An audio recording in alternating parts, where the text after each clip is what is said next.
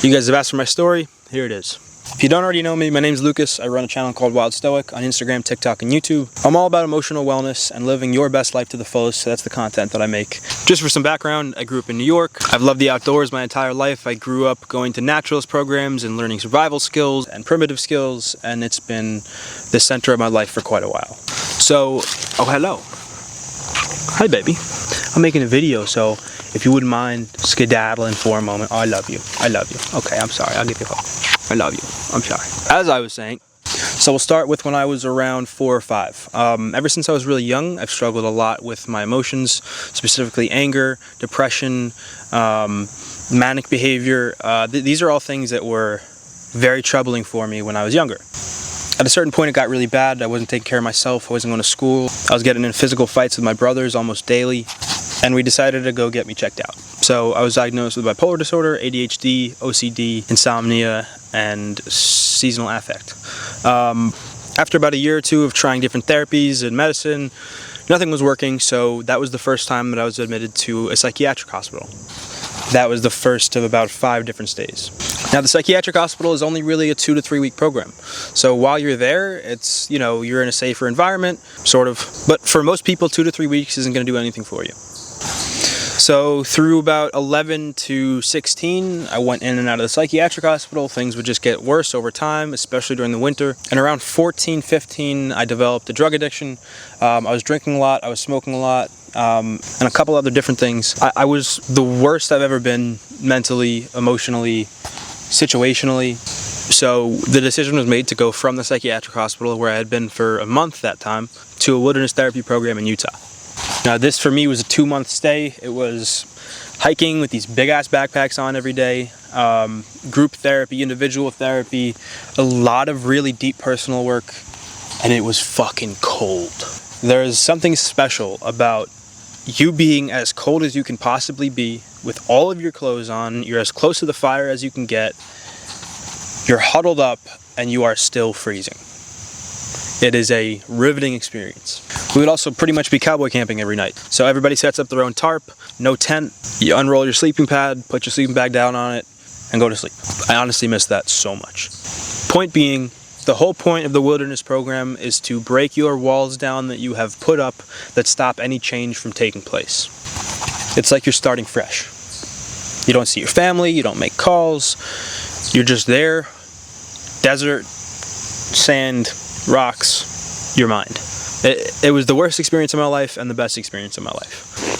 So most people don't go directly home from those programs, so I ended up going to a residential treatment center for about 9 months, which totaled a year in treatment away from home, which was difficult. This place was more of a home. There were buildings, it was comfortable, it was furnished. We had school every day, we had, you know, breakfast, lunch, dinner, substance abuse counseling, therapy, group therapy, activities, you know, mountain bikes, all that good stuff. While it was very difficult, it was definitely easier than wilderness in most ways. It was a whole lot longer, but at least it was comfortable. So after 9 months, after making a whole bunch of changes and getting into shape and all that good stuff, I went home. I was 17, turning 18 soon, and I started to fall back into the same patterns that I was in beforehand. I was on a lot of medication at the time. I think like 7 different pills at night, 7 in the morning, and, you know, going to therapy, outpatient programs, and I started drinking again, I started smoking again, I started going down that slope of depression and emotions, and I turned 18. That was one of the biggest catalysts for me ever. After a while of just getting back and doing the same thing over and over again, I kind of realized that there is no one coming to save me anymore. My parents had been there and continued to be there, but I was 18. So if I went into a boarding school again or went into a wilderness again, I could just sign myself out and say, I'm done, goodbye, I don't care. I was kind of tired of feeling like shit all the time. I was tired of doing nothing and not feeling good enough to do anything. So I came to the understanding that the only option that I have is to do some shit for myself. Figure out what's going on. I'm pretty self-aware, and make some fucking changes. Because at that point, there was nobody else that could do it for me. And to be honest, there never was. The reason the hospitals, the boarding school, the wilderness didn't actually fix the problems is because I was still not in a place where I was ready to fix those problems. I wasn't concerned about my own health, I just wanted to get through it. I wasn't trying to really dig down and fix this shit for the most part. So I'm home, I'm 18, I'm realizing that it's on me. The first thing I do is start exercising. I was always terrible at exercise because I didn't like it. And people give me different responses to this, but I would go into my bathroom, I would turn the lights off, I would blast my speaker, and I would just do push-ups, pull-ups, and dips. Anyways, the point of it was there were no distractions, lights were off, music was playing. I had a certain number of sets that I wanted to do, a certain number of push-ups. It was low when I was starting off, but because it was so distraction-free, I was able to find some enjoyment in it. So as I got more consistent, that number started to go up. I started to get into shape. I started noticing how much better I felt, the dopamine, the endorphins, and that's actually what allowed me to start coming off my medicine.